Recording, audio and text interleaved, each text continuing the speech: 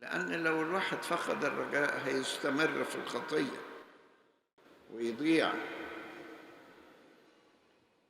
بينما يقول الكتاب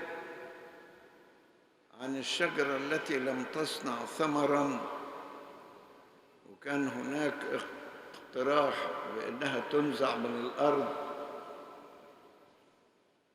فقيلت هذه العبارة: اتركها هذه السنة أيضا ريثما أنقب حولها وأضع زبلا، ربما تجيب ثمر بعد كده.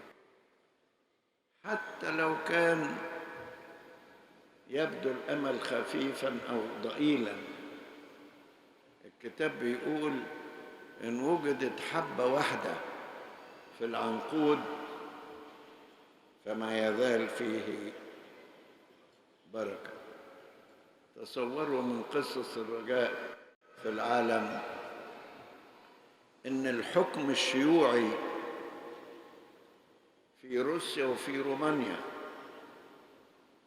بعد ما استمر 70 سنة يقولوا ما فيش ربنا، رجعوا مرة أخرى إلى الإيمان وإلى بناء كنائس جديدة، وأصبح روسيا فيها أكبر عدد من الأرثوذكس المؤمنين في العالم،